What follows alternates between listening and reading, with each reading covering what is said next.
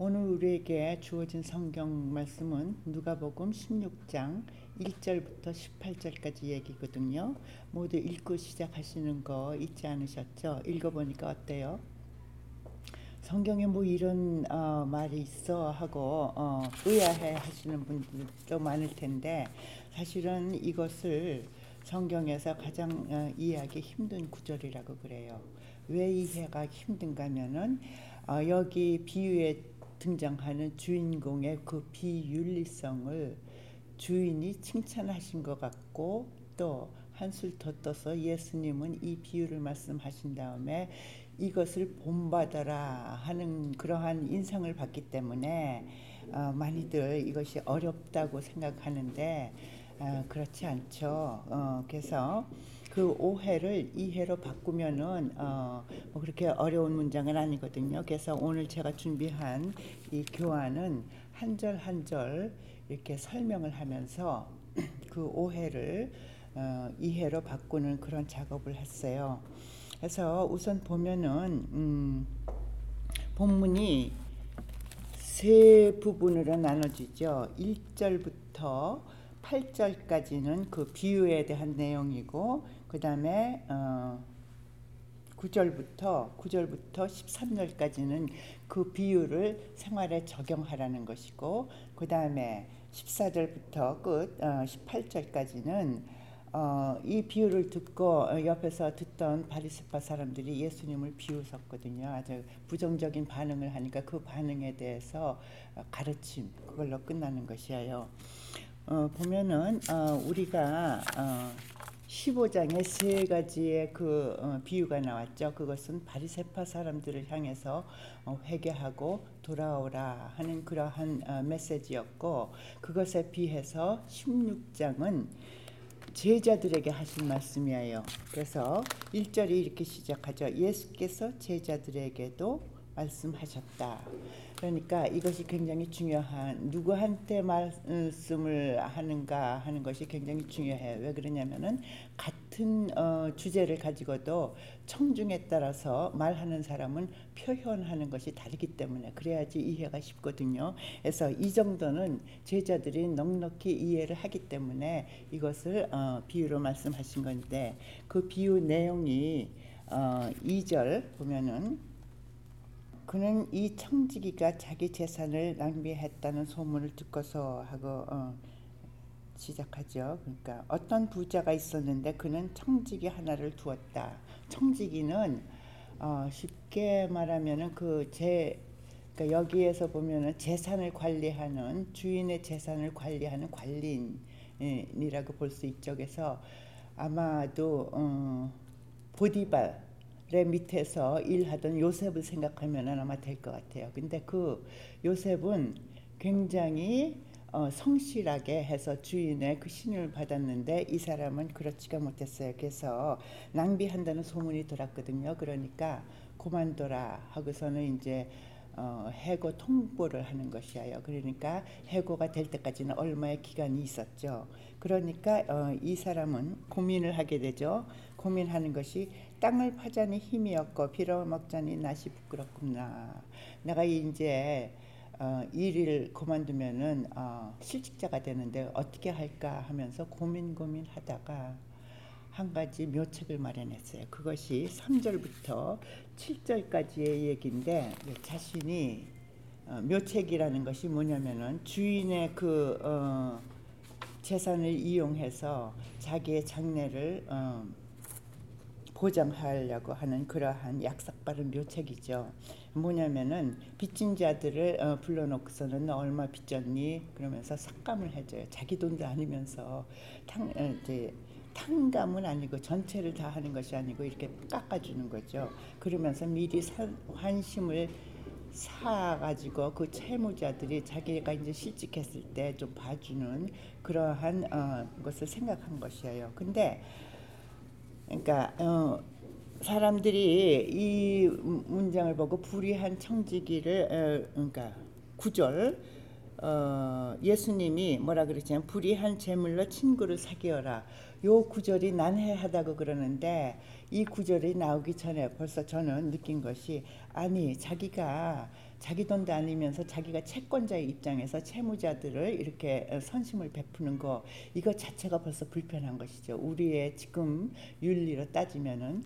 그래서 이해가 안 되기 때문에 제가 주석을 봤더니 과연 학자들은 다르더라고요. 주석에는 뭐라 그랬냐면 우선 그 삭감액을 분석을 해봐라 하고, 그래서 분석을 해보면은 두 가지가 나올 것이다. 하나는 자기가 받을, 그러니까 월급이나 임금이죠. 그러니까 청지기로서의 그 봉급하고 될 수도 있고, 또 뭐냐면은 주인이 받을 이자를 계산해서, 그러니까 이자를 받지 않고 원금만 계산해서, 그래서 그 차액을 삭감해 줬을 것이다 하고 이렇게 생각을 하는데 make sense 해요. 근데 그 당시에는 유대 사회에서는 돈보다도 명예를 가장 중요시 했거든요. 그래서 사두개파 사람들은 사실은 마음에도 없는 적선을 해요. 자선을 하고 자비를 베풀고 구제를 하고 그러는데 그것이 자기의 명예를 위해서 했거든요.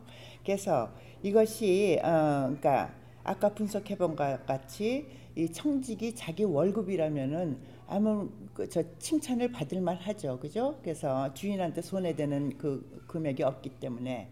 그런데 이것이 주인이 받을 이자라 해도 그만큼의 돈을 가지고서 명예를 회복한다는 것, 그 명예를 회복한다는 사람 것은 뭐냐면 이 사람이 고리업자가 아니고 고리 대금업자가 아니고 굉장히 너그럽고 정말 마음이 풍부하고 그러고 가난한 사람을 돌보고 그러한 아주 좋은 사람이구나 하는, 그러니까 사람들의 인식을 바꿔놓기에 충분한 액수다. 물론 내가 이해를 쉽게 하기 위해서 지금은 액수라고 그랬지만 그 당시에는 현물이죠. 현물을 가지고 하는 것이기 때문에 이자가 이자를 낳고 해서 원금이 점점 커지고 그런 기현상이 그 당시에도 있었는데, 그것을 다 삭감해주면서 주인은 이자 그 돈으로 자기의 명예가 회복되니까 좋았을 것이다 하고 이제 주석에서 이렇게 해석을 해놨거든요. make sense는 하는데 그래도 하여튼 주인이 칭찬한 것은 뭐냐면은 이러한 청지기의 얍삭바른 그 묘책이, 그러니까 미래를 준비하는, 자기가 있는 현 위치에서 미래를 준비하고 그렇게 민첩하게 대처하는 것을 지혜롭다 그래갖고 칭찬을 했어요. 여기까지가 비유에 대한 내용이고, 이것을 가지고 예수님은 9절 그러므로 내가 너희에게 말한다. 너희 제자들이죠.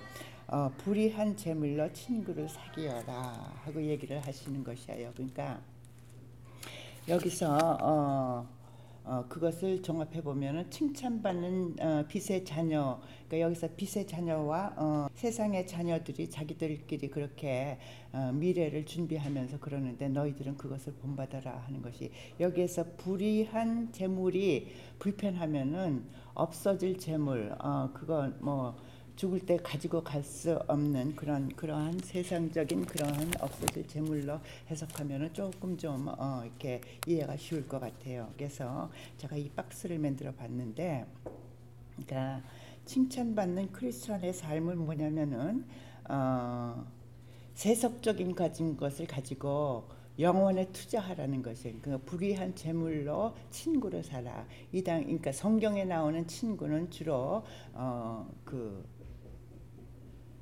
가난한 사람들이죠. 그래서 구제와 자선을 필요로 하는 그러한 사람들, 그 사람들을 친구라고 그렇게 하는데, 보면은 9절에 보면은 그러니까 불의한 재물로 친구를 사라 하는 것은 방금 말씀드린 것 같이 재물, 그러니까 없어질 재물, 그 갖고 가지 않죠. 그리고 또는 지식. 제가요 아날로그 시대에 태어나서 지금 디지털 시대를 사는데, 정말 이 세상 지식이 정말 아무것도 아니고 아무것도 아니라는 것보다도 급변하기 때문에 정말 얼마나 허무하다는 거, 그거를 제가 아주 실제로 느끼거든요. 그래서 그러한 지식이 있을 때 가난한 사람, 그런 사람들에게, 모르는 사람들에게 투자하는 것, 또는 시간. 보세요.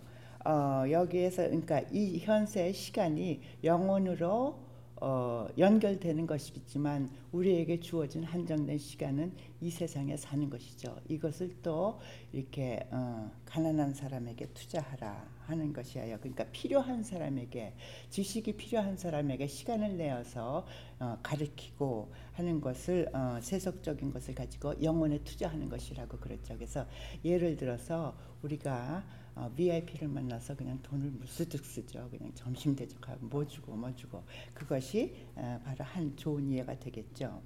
그리고 10절에 가서는 무엇을 말하느냐면은 지극히 작은 일에 충실한 사람은 큰 일에 충실하고 그랬거든요. 그러니까 그것은 지극히 작은 일, 이 세상에서의 일 또는 참된 것이라겠죠. 그 후에 보면은 불의한 재물에 충실하지 못하면 누가 너희에게 참된 것을 맡기겠느냐, 같은 맥락이에요. 그러니까 신실한 것은 이 세상에서나 천국에서나 다 필요한 것이다. 아주 가장 필요한 것이, 우리가 지녀야 할 가장 큰 덕목이 신실성, 충실한 것, 그리고 뭐 충성 뭐 그런 것이겠죠. 순종, 그런 것이라는 거. 그래서 10절이 그런 얘기고, 그리고 금방 말씀드린 것 같이 불의한 재물, 그것은 없어질 재물로 참된 것, 영원한 것에 투자하라. 그래서 그러면은 하늘에 복을 쌓아놓는 것이다 하는 말이 되고, 그 다음에 12절도 같은 맥락이죠. 너희가 남의 것에 충성하지 못하면, 남의 것 뭐예요? 두고 가니까 이것은 내 것이 아니죠. 자식이 갔던 남의 사회에 희사를 하던 그런 재물은 남의 것이 되는 것이죠. 그것을 너희에게 너희의 몫인들 내주겠느냐. 거기에 충실하지 못하면 너희의 것은 뭐예요? 하늘에 쌓아둔 상급. 그렇게 이해를 하면은 이 구절이 예수님이 그 불의의 재물로 친구를 사귀라 하는 그 제목, 그 구절이 이해가 갈 것 같아요. 그 다음에 13절, 한 종이 두 주인을 섬기지 못한다 하셔갖고서는 그 재물을 섬기거나 아니면 하나님을 섬기거나 둘 중에 어차피 우리는 종이니까 둘 중에 하나를 선택해야 한다 하는 것이 이 비유 아니면 적용의 결론으로 말씀하신 것이에요. 그래서 이 내용은 재물이 삶의 목표가 되어서는 아니고 영혼에 투자하는 그 수단이 되어야 한다 하는 그런 말씀이죠. 그래서 이 여기까지 들은 바리새파 사람들은 이것을, 그러니까 그랬죠. 14절, 돈을 좋아하는 바리새파 사람들이 이 말씀을 듣고서 예수를 비웃었다. 그러니까 예수님은 여기에서 거기에 대한 설명을 해주시죠. 뭐라고 설명을 하느냐면은, 너희들은 율법 하나 지킨다고 그것을 굉장히 자기는 의롭다고 생각하는데, 그 율법은 뭐예요? 여기에 의로워질 수가 없다. 사람을 의롭게 할 능력이 없다 하는 것이에요. 여기서 말하는 의롭다는 것은 인간과 하나님, 신라곤을 그러니까 하면서 인간과 하나님과의 분리됐잖아요. 그 관계를 다시 회복하는 것이 의롭다고 성경에서는 말씀하시는 것이거든요. 근데 율법으로는 안 된다. 무엇으로 되는가? 복음으로 된다. 그러면서 율법은 구약 시대까지다 하는 것이, 구약 시대의 그 마지막에 누구의 침례 요한이죠. 그래서 그때까지이고, 그다음엔 예수님이 오셔서 복음의 시대이며 이 복음으로만이 너희들은 의로워질 수가 있다 하는 것을 말씀하셔요. 그런데 여기에서 그렇다고 율법이 17절 한 획이 빠지는 것보다 하늘과 땅이 없어지는 것이, 그러니까 율법이 없어지는 것이 아니고 완전해지는 것이다 하는 그 완전해지는 그 예로 든 것이 18절 이야기예요. 그래서 그 당시에는 유대 사회에서는 쭉 그래왔지만, 특히 유대 사회에서는 여자들은 남성들의 그 물건의 한 부분이었다고 그렇게 표현이 될 정도로 여건이 형편없었거든요. 그래서 그 시대에 힐렐파와 샴마이 학파가 있었는데 그 사람들에 따라서 다르긴 하지만 어떤 학파, 아마 힐렐 학파였었나?